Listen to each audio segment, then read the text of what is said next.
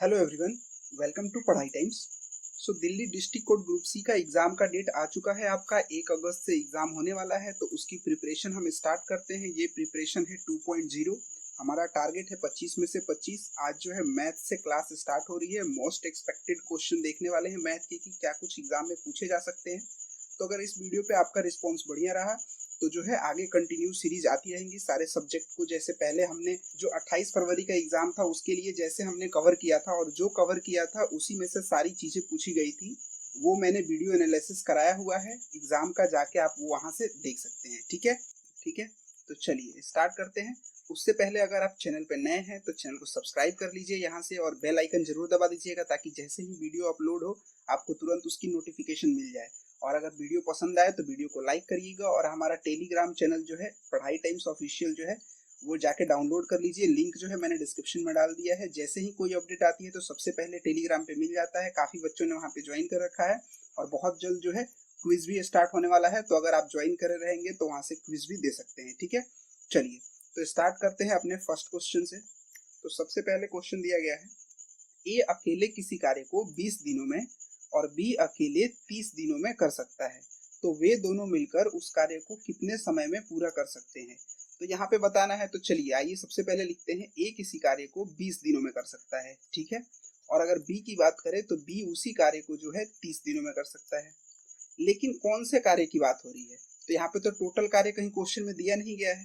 तो हम क्या करेंगे, टोटल कार्य यहाँ पे मान लेंगे। अब क्या वैल्यू मानेंगे, वैसी वैल्यू मानेंगे जो इन दोनों से कट जाए आसानी से। यानी कि हम पहले एलसीएम ले लेंगे इन दोनों का। अगर हम इन दोनों का एलसीएम लेते हैं तो क्या हो जाएगा, ये 60 हो जाएगा।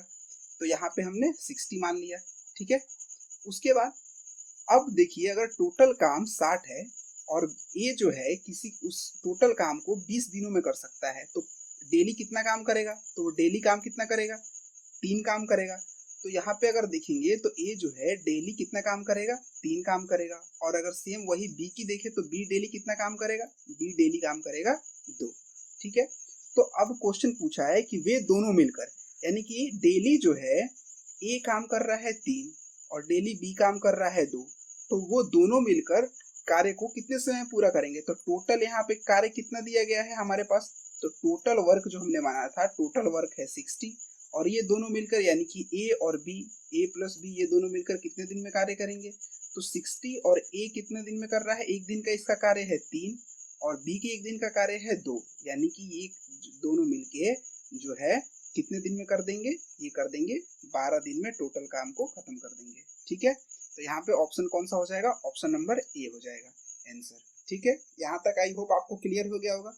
अगर कोई भी डाउट होता है तो आप कमेंट करके पूछ सकते हैं। ठीक है, चलिए बढ़ते हैं अगले क्वेश्चन की तरफ।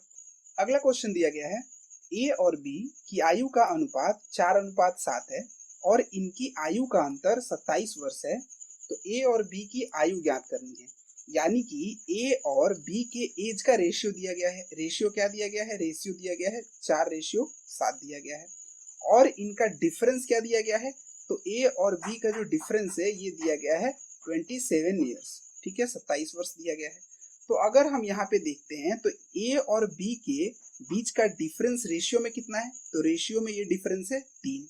लेकिन ये जो है अगर वैल्यू में देखा जाए तो वैल्यू में कितना डिफरेंस है, डिफरेंस है ये 27, यानी कि इससे कितना गुना ज्यादा है, 9 गुना ज्यादा है। तो वैसे ही अगर ए की एज की बात करें तो ये इससे कितना गुना ज्यादा हो जाएगा, 9 गुना ज्यादा हो जाएगा। तो ये कितना हो जाएगा, 36 वर्ष। और अगर हम बी की बात करें तो बी कितना हो जाएगा, 9 गुना ज्यादा हो जाएगा। तो ये कितना हो जाएगा, 9 सत्ते 63 वर्ष। ठीक है। तो यहाँ से ए की एज आ गई 36 वर्ष और बी की एज आ गई 63 वर्ष। ये हो गया हमारा आंसर। ये हो गया पहला वे। अब एक बात करते हैं, दूसरे वे की बात करते हैं। तो यहाँ पे ए और बी जो है रेशियो में दिया गया है। यहाँ पे आपको सिंपली क्या करना है, 4x रेशियो 7x यहाँ पे मान लीजिए। ठीक है, रेशियो में दिया गया है यानी वैल्यू, तो x वैल्यू मान लिए। अब यहाँ पे इन दोनों का डिफरेंस देखेंगे तो ये कितना हो जाएगा, 3x हो जाएगा। तो 3x बराबर कितना दिया हुआ है, 27। तो यहाँ से x की वैल्यू आपका निकल के आ गया 9। तो a की वैल्यू कितनी है, यहाँ पे 4x है। तो ये क्या हो जाएगा, 4 इंटू 9 यानी कि 36।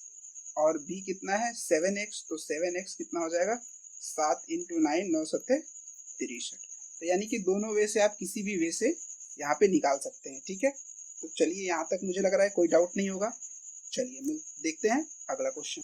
अगले क्वेश्चन की बात करें तो अगला क्वेश्चन दिया गया है 6 सेंटीमीटर भुजा वाले घन में से 2 सेंटीमीटर भुजा वाले घन काटे जा सकते हैं। यानी कि एक बड़ा घन है 6 सेंटीमीटर का, उसमें से 2 सेंटीमीटर भुजा वाले कितने घन काटे जा सकते हैं, ये क्वेश्चन पूछा है, बताना है हमें। ठीक है, तो देखिए, अब देखिए यहाँ पे समझते हैं। सबसे पहले समझते हैं कि इसको निकालेंगे कैसे। तो देखिए, बड़ा घन यहाँ पे कितना दिया हुआ है, यानी कि बड़ा क्यूब दिया गया है 6 सेंटीमीटर और छोटा क्यूब कितना है, 2 सेंटीमीटर है। तो इसको निकालने के लिए सबसे पहले हम क्या करेंगे, बड़े घन का आयतन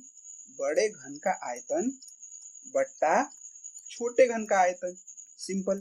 अगर इस पे आप रख देंगे छोटे घन का आयतन तो ये आपका निकल के आ जाएगा। चलिए आइए पहले रख के देखते हैं। तो बड़े घन का आयतन होता क्या है, तो अगर हम क्यूब की वॉल्यूम की बात करें तो क्यूब का वॉल्यूम क्या हो जाता है, भुजा क्यूब।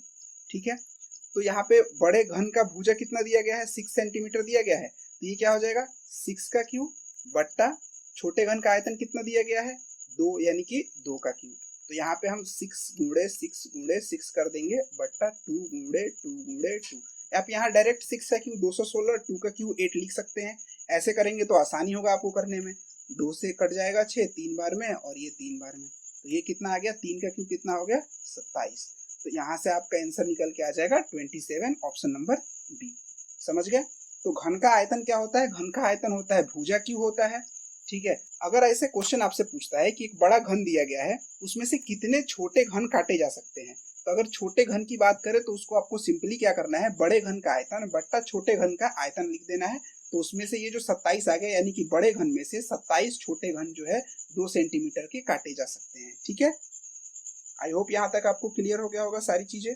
चलिए, अगर कोई भी डाउट होता है तो आप कमेंट करके पूछ सकते हैं और वीडियो को लाइक कर दीजिए और ज्यादा से ज्यादा इस वीडियो को शेयर करिए। चलिए आइए देखते हैं अगला क्वेश्चन। अगला क्वेश्चन दिया गया है, यदि 80 वस्तुओं का क्रय मूल्य 50 वस्तुओं के विक्रय मूल्य के समान है तो लाभ प्रतिशत क्या होगा। तो यहाँ से आपको प्रॉफिट परसेंटेज बताना है। तो अब देखिए, क्रय मूल्य को हम लिखते हैं कॉस्ट प्राइस, सीपी। ठीक है, शॉर्ट कट में लिखते हैं सीपी, और एसपी का मतलब क्या हो जाता है, सेलिंग प्राइस। ठीक है, तो यहाँ पे कॉस्ट प्राइस आपका क्या दिया हुआ है, तो यहाँ पे लिखा गया है कि 80 वस्तुओं का क्रय मूल्य यानी कि 80 सीपी दिया गया है, बराबर किसके दिया गया है, 50 वस्तुओं के विक्रय मूल्य के। तो बराबर दिया गया है 50 वस्तुओं के विक्रय मूल्य के। तो यहाँ से अगर हम देखें तो कॉस्ट प्राइस कितना है, कॉस्ट प्राइस है 50 और एसपी कितना है, तो एसपी है ये कितना है 80, यानी कि सीपी और एसपी का यहाँ पे हम रेशियो देख लेते हैं। तो ये क्या आ गया, 50 और 80 आ गया। तो अब यहाँ से अगर हम प्रॉफिट की बात करें, लाभ बराबर बात करें, तो लाभ बराबर क्या होता है, प्रॉफिट बराबर एसपी माइनस सीपी। तो एसपी कितना है, यहाँ पे एसपी है 80, सीपी कितना है, यानी कि कॉस्ट प्राइस कितना है 50। तो ये आपका प्रॉफिट कितना निकल के आ गया, प्रॉफिट निकल के आ गया 30।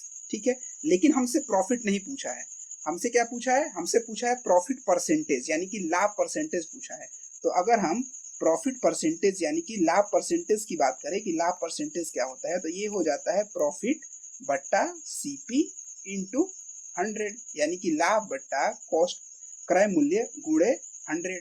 तो यहाँ पे लाभ कितना दिया गया है, लाभ यहाँ पे निकाल लिया हमने 30, और हमारा यहाँ पे सीपी कितना है, तो सीपी यानी कि क्रय मूल्य है 50 इंटू 100। तो ये क्या हो गया, 50 दूनी 100, 30 दूनी 60, यानी हमारा निकल के आ गया प्रॉफिट परसेंटेज कितना निकल के आ गया 60, ऑप्शन नंबर सी।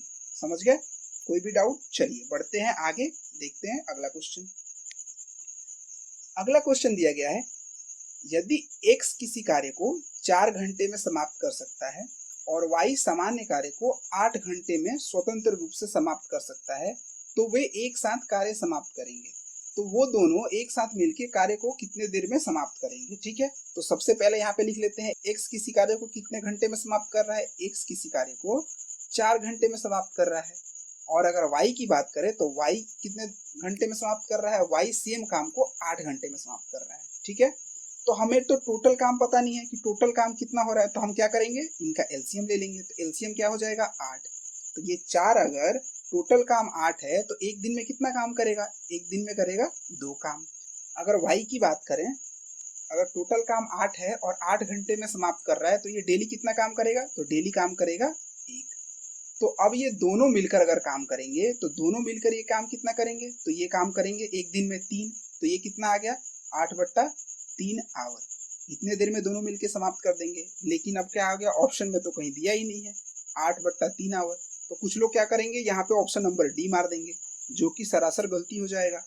देखिए अभी 8/3 आवर में है, तो इसको हम क्या करेंगे, हमसे क्वेश्चन पूछा है घंटा और मिनट में, तो इसको हम पहले कन्वर्ट कर देंगे। तो यहाँ पे हम कन्वर्ट करेंगे तो क्या हो जाएगा, 8 में 3 से भाग दे देंगे तो क्या हो जाएगा, 3 दूनी 6 और बच कितना जाएगा 2। यानी कि हमारा निकल के आ जाएगा 2 घंटा 2/3 आवर, यही निकल के आ रहा है ना। तो अब आवर को मिनट में कन्वर्ट करने के लिए क्या करते हैं, 60 से गुणा कर देते हैं। तो ये 60 से गुणा कर देंगे तो क्या हो जाएगा, 3 दूना 6। तो ये क्या हो गया, 2 घंटा 20 दूनी 40 मिनट, ये हमारा आ जाएगा आंसर, 2 घंटा 40 मिनट, ऑप्शन नंबर बी। तो यहाँ पे आप लोग में से बहुत सारे लोग जो हैं यहाँ तक आसानी से निकाल लेंगे, अब यहाँ पे आके कंफ्यूज हो जाते हैं, इसलिए कि 8/3 आवर हो गया, लेकिन ऑप्शन में तो मिनट में दिया हुआ है, तो कोई दिक्कत नहीं, घंटा को जो है मिनट में हम यहाँ पे चेंज कर लेंगे। ठीक है, चलिए बढ़ते हैं अगले क्वेश्चन की तरफ। अगला क्वेश्चन कह रहा है कि एक कमरे की लंबाई, चौड़ाई, ऊंचाई क्रमशः 6 मीटर, 5 मीटर, 3 मीटर है, तो कमरे का आयतन ज्ञात करें। तो एक कमरा है, आप मान लीजिए जिस रूम में बैठे हैं उसी को देख लीजिए। तो कमरा कैसा होता है, ये होता है क्यूबाइड की तरह, यानी कि घनाभ की तरह। ठीक है, तो कमरा एक जो होता है ये घनाभ की तरह होता है। तो कह रहा है कि कमरे का आयतन ज्ञात करें। तो कमरे का आयतन क्या होगा, तो अगर आयतन की बात करें तो घनाभ का आयतन क्या होता है, यानी कि घनाभ की वॉल्यूम की बात करें तो घनाभ की वॉल्यूम क्या हो जाता है, तो ये हो जाता है लंबाई गुणे चौड़ाई गुणे ऊंचाई, यानी कि length into breadth into height. ठीक है, तो अब यहाँ पे हमको दिया गया है लंबाई कितना दिया गया है, तो देख लेते हैं। सबसे पहले लिखते हैं यहाँ पे लंबाई दिया गया है 6 मीटर, चौड़ाई की बात करें चौड़ाई कितना दिया गया है 5 मीटर, और ऊंचाई की बात करें तो ऊंचाई दिया गया है 3 मीटर। तो हमसे पूछा क्या है, कमरे का आयतन पूछा है। तो यहाँ पे कमरे का आयतन क्या हो जाएगा, कमरे का आयतन यहाँ पे अगर हम निकालेंगे तो रूम का वॉल्यूम जो यहाँ पे निकल के आ जाएगा, ये निकल के आ जाएगा लंबाई गुणे चौड़ाई गुणे ऊंचाई, तो ये आ जाएगा 6 इंटू 5 इंटू 3, तो ये क्या हो जाएगा 6×5 30, 30×3 90, आयतन क्या आ जाएगा 90 मीटर क्यूब। ठीक है, तो ये हमारा ऑप्शन नंबर ए सही हो जाएगा। अब देखिए यहाँ पे मीटर क्यूब कैसे हो गया, तो metre into metre into metre. ठीक है, ये कितना था 6 मीटर 5 मीटर 3 मीटर, तो मीटर मीटर मीटर क्या हो जाएगा, मीटर क्यूब हो जाएगा। और अगर आयतन पूछेगा तो मीटर क्यूब में होता है, और अगर आपसे पूछ देगा क्षेत्रफल पूछेगा तो किस में होता है, स्क्वायर में होता है। ठीक है, ये एडिशनल जानकारी थी, क्वेश्चन से लेना देना नहीं है। ठीक है, चलिए बढ़ते हैं अगले क्वेश्चन की तरफ। कहीं भी कोई भी डाउट होता है तो बेझिझक पूछ लीजिए। और आप में से 80% लोग जो वीडियो देख रहे हैं उन्होंने अभी तक चैनल को सब्सक्राइब नहीं किया है, तो चैनल को सब्सक्राइब कर लीजिए। तो आज के लिए इतना ही क्वेश्चन था। ठीक है, अगर आपको क्लास अच्छा लगा तो वीडियो को लाइक करिए, ज़्यादा से ज़्यादा इस वीडियो को शेयर करिए और कमेंट करिए, अपना थॉट्स बताइए, कौन सी सब्जेक्ट की आपकी तैयारी नहीं हुई है, कौन सा सब्जेक्ट आपका स्ट्रांग है, ये चीज़ें बताइए, उस हिसाब से वीडियो में लेके आऊँगा। और तब तक के लिए खुश रहिए, मुस्कुराते रहिए, and see you in the next video.